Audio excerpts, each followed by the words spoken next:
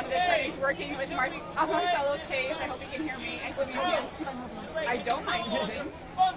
So the judge granted bond in the amount of $2,000, which obviously we're thrilled about. That's minimum or close to the minimum bond that they can set. She doesn't have the ability to set no bond. He could still be released with a GPS ankle monitor. He could still have other requirements to check in and basically unannounced house visits, so that's sort of to be seen at this point. But we're hopeful that he'll get out tonight or this afternoon. It just sort of depends on how quickly he can get over here. Like I said, apparently he's in Plymouth, which was news to us. So because he's at Plymouth, he still has to get processed out through the Burlington ICE processing center. So it's going to be a question of how quickly it gets from Plymouth to Burlington and how quickly the paperwork gets processed. I think DHS knows that this was a losing battle. I could be wrong. I don't want to assume that. But yeah, I mean, I think they said in their own filing, they only filed one document, which is a very standard one to file, which says he has no criminal record. They're not trying to argue anything about his dangerous community, so that part was not a surprise. I think we were always curious to see what they're going to say in terms of flight risk. And the judge did, I think, make a nod to that, which is fine, because again, she set such a reasonable, doable bond, so that's fine, we'll take it. What happens now? Can you talk about why he was transferred from Burlington down to Plymouth? I can't, because it is brand new news to me. And is that not supposed to happen? I mean, you saw him yesterday. I believe I would have to double check honestly, but I believe that the order, I believe it's, I can't say at this time that it wasn't lawful or that it wasn't a valid transfer. So I don't want to, I don't have a clock and calendar in front of me, the days have blended together. So that being said, it's always nice when we're told where a client's going to be, wherever he's going to be transferred to. So that is news to me, and it's not fun to learn in a courtroom. And I guess people at home want to know right now, so he's in Plymouth, it's $2,000. Yeah. Where does that money come from, and when will he literally walk out of federal custody? So there was a GoFundMe page set up, which people very generously donated to, so there's more than $2,000 in there. I'm assuming that's going to cover bond. And we do have, there's a close family friend who is staked out in Burlington outside the ICE facility where I'm guessing some of your colleagues are, to make sure that transfer, that actual payment goes through. Most of it's online, but to actually pick up any belongings that he had taken from him, so she's there to do that. In terms of next steps, so you might have heard the judge did set a next hearing date for a couple weeks from now. That's really a placeholder, presumably when he gets released, hopefully later today. That hearing will go away and it'll be on the regular docket. So his next hearing date might not be for like a few months, 6 months, a year. The immigration court system is broken, so I have hearings scheduled as far out as 2029. So it's just, we're going to have to wait and see what date he gets. So what does he do in the meantime? How does his life proceed now? Does he go back to school? Does he play volleyball? He will for sure go back to school. I think his team did lose in the semis, so I don't think he's playing volleyball right now. Probably because he wasn't there. He's going to go back to church. He's going to go back to his girlfriend of 2 years. He's going to go back to finishing out the school year. I'm hoping if his teachers are listening, just give him A's. Especially like in civics. So what about his lapse? And does his lapse visa still mean that what happens if he be arrested again? What happens? He probably, it's unlikely to be arrested by ICE again when you've been released on bond already. So I think he'll have that certain level of security, but it's hard to know, and times are changing, and if it's not him, there's so many people in his situation who came here as kids who are vulnerable, and I know it's really important for him to make sure that people, when I spoke with him yesterday evening with co-counsel Miriam Conrad, who filed the Habeas petition, what's really striking is this kid has been sleeping on a cement floor for 5 days, no access to a shower, he's brushed his teeth twice, he's sharing a room with men twice his age, and he did get to go to a hospital yesterday because we had some concerns about a concussion from a prior event, prior to detention, and he had a bad cold. So he was taken to a hospital. He got back to the holding facility essentially at 4 a.m. and then was put what I would refer to as solitary confinement. It was a room without anyone else there. In all of these rooms that people are held at, there is no window, there is no yard time, because it's not set up for that. So if you're detained here at the Burlington ICE facility, you do not see the light of day. You don't know what time it is. There's no TV. He asked for a Bible. He was not given a Bible. It is complete isolation, and he was held in that solitary confinement room effectively from around 4 a.m. when he got back from the hospital, at least until 5 p.m. When we saw him yesterday evening. Who hasn't asked a question yet? Did you want to an asylum application? Yes, I'll talk to that. How are you feeling right now, right? Like, it's a good moment that he is released, but how do you feel about this happening, and where are you right now? It shouldn't have happened in the first place. This is all a waste. Like, we disrupted a kid's life. We disrupted a community's life. These kids should be celebrating graduation and prom, I assume. Like, they should be doing kid stuff, and it is a travesty and a waste of our judicial process to have to go through this. This kid had no criminal record, so don't talk to me about only arresting criminals. This kid entered lawfully, so don't talk to me about going after people who came across the border. He is the people who are being the victims of this ramped up, irrational immigration campaign. And he's the one, it's people like Marcelo who are the fabric of our community. So what are we doing here? It's a waste of time. It rips us apart. We have other actual problems to solve. Marcelo is not a problem. Man, what can you say about the gigantic response we've seen here? It's amazing. And I know, Marcelo said yesterday when he saw him, like, because we're asking, like, do you know what's going on? Because he doesn't have access. At the most, he gets like 2 minutes a day to call somebody. So he was getting like very little information from the outside world, but the information he was getting was as new detainees come in, and they would say, oh, have you heard about that kid who's just a high school and he got detained? And everyone turns and points to Marcelo. And he's like, I'm kind of like the famous person in detention, which is not really what you want. But yeah, I mean, it's a bit of a whirlwind, and I think he takes so much heart knowing that there's so much support and that people mobilize incredibly quickly. Again, I mean, he was detained Saturday afternoon, which is, he should never have been detained, but this is just really amazing and heartwarming. And I think it's important to remember, the folks that he was reporting that he was probably around like 60 other guys cycling in and out while he's been detained here. None of them are represented. There are not enough immigration attorneys to represent these folks. There is no legal right to have an attorney in immigration court proceedings free of charge. It is a gross tragedy of our judicial system that people's lives are on the line, and we won't provide them with an attorney. Talk about asylum. You go for it. Are you and Marcelo concerned that once he does get back home, that ICE will maybe not target him, but his family, yes, knowing that a high-profile case? Explain why. Anyone who is not frankly a citizen is at risk. So everyone is in danger. And I think, frankly, even U.S.-born citizens, if you look a certain way, I think we're in a world where people are increasingly feeling pressure to carry papers with them. And we should not be living in a society where you have to worry about if someone is going to stop you and ask to see proof of your citizenship. But yeah, I think we're certainly worried. That's our next conversation. Our triage was to get him out. And obviously that's still kind of procedurally working. But now that he's out, next step is sort of looking at it more holistically, because it's just kind of out of the frying pot into the fire at this point. If Dad and Mom, what is that visa process like now? His parents didn't want to come because of how the parents are? The parents are struggling. No one wants to see their kid all of a sudden gone. He was just going to volleyball practice. No one expected this. And I think they're in a very difficult position because they obviously want to physically be here for their son, but the best thing, we told them, please stay home, because the best thing is for them to be home when Marcelo gets home. So we're excited to have them back. So we didn't ask you a question. Get more lawyers. Yeah. So Robin, what is that? So he was granted bond for $2,000, which is a good low amount. The judge can't go much lower than that. I have to double check. I believe $2,000 is still the minimum. So that is great.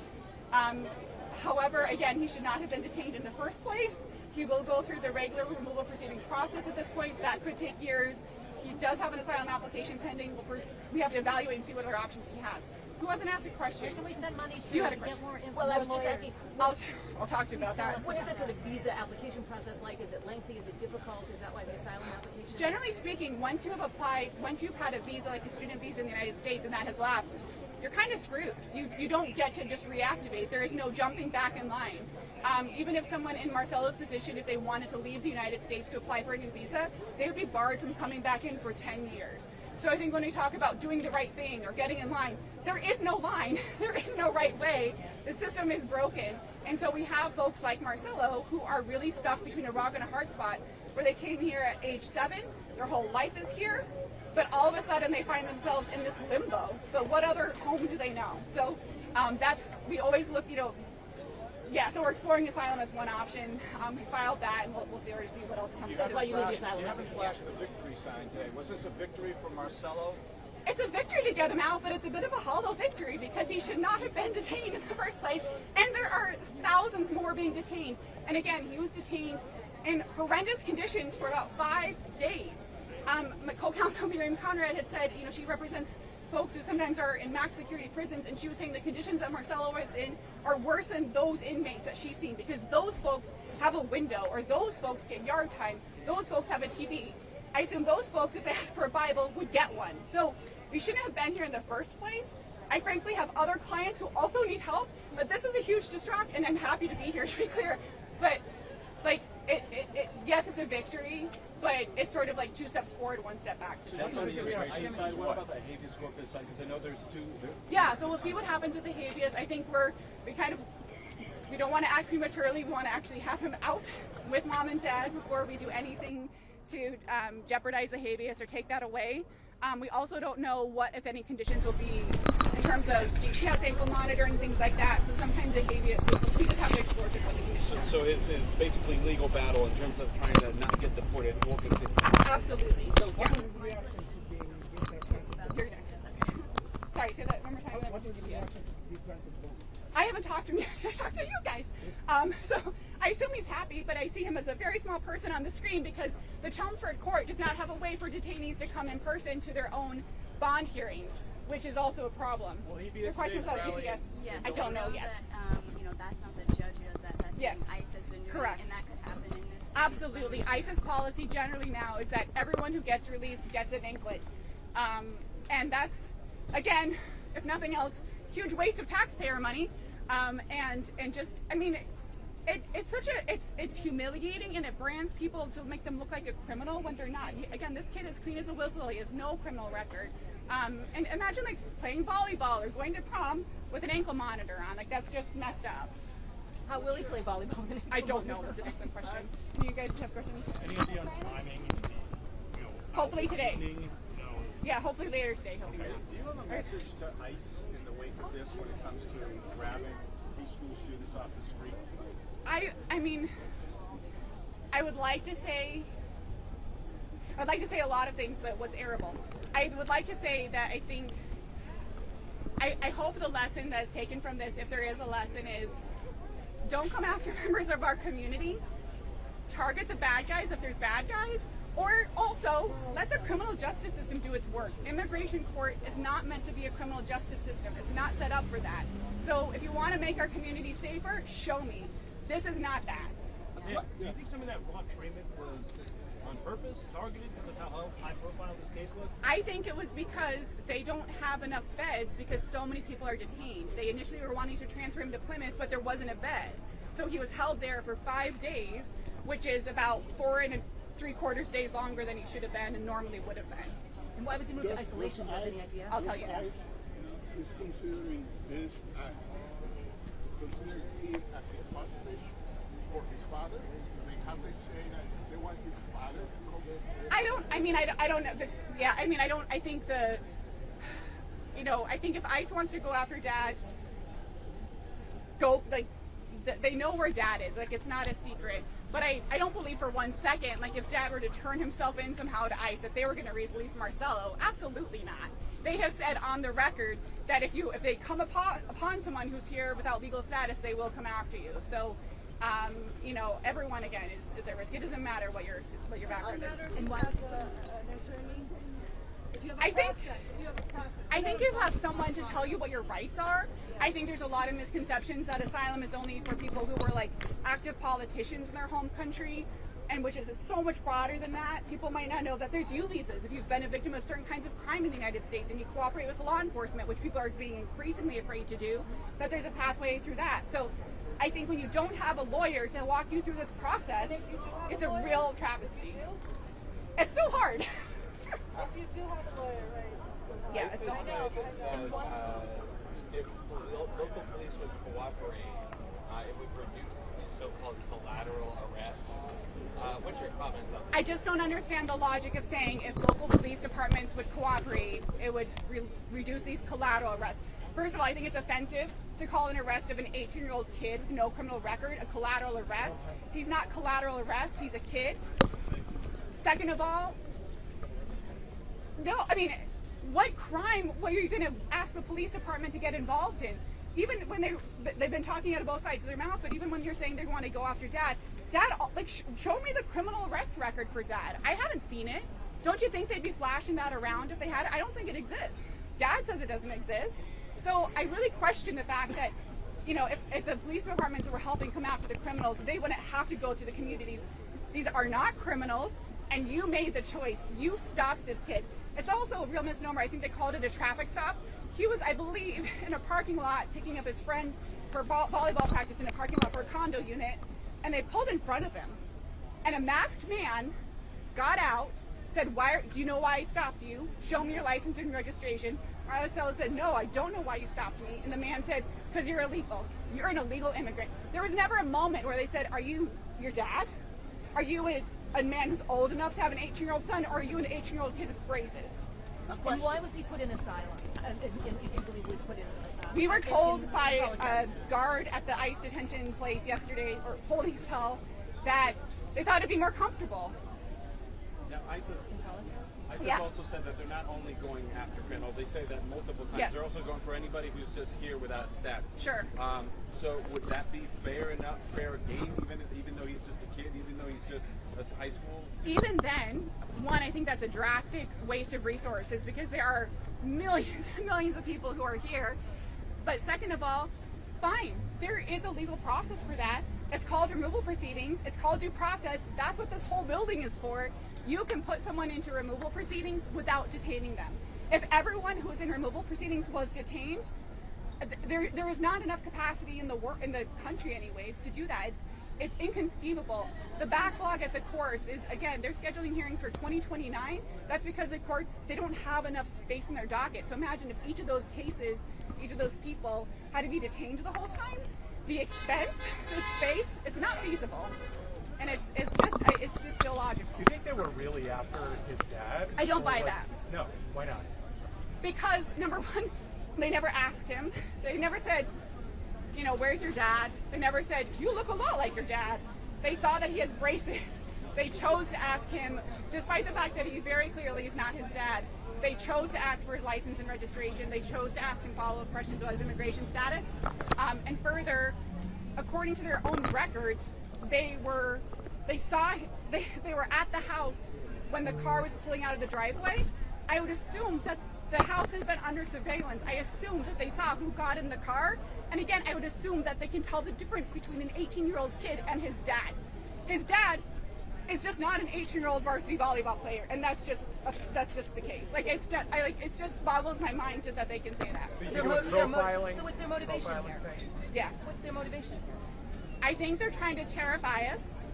They have said they're coming after communities in states like Massachusetts that are aiming to be safe and protect folks, and I think that's what they're doing. I think they're coming after us by making it unsafe and making us feel worried and threatened and making us turn against each other. What he's most looking forward to having once he's Chicken nuggets and Snickers. You said that his visa lapsed. Do you know when that happened? Did ICE figure out when that happened? ICE would have those records. I think it's been at least a few years, but because we've had such a hard time getting access to his records and to him, I don't have the exact date, but it would have been probably a couple of years at least. So it was a derivative. So that, like, usually when mom or dad comes in on a student visa themselves, it's an F1, and then if a child is coming along with them, they can get an F2. So it happens. So you're a parent. Yeah, but he was still. So it's still. There's still like rules to follow. Like where you're still.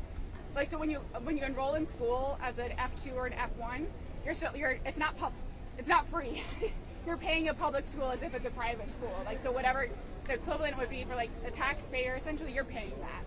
He's currently in Burlington, right? Apparently he's in Plymouth. He's in Plymouth? That's what we've been told just now. And is he going to be released Yeah. from Burlington? Yes, he will. When was he moved to Plymouth? Would love to tell you. Did you see him last night in Burlington? Yes. From 5 to 7, we were with him in Burlington, Massachusetts. I don't know if they moved him to Plymouth because they didn't have a way to put a laptop in front of? I don't know. Oh, so maybe for the hearing. I guess, but like laptops work in Burlington. I don't know. No one told us. No. Okay. Ma'am, your name one more time. My name is Robin Nice.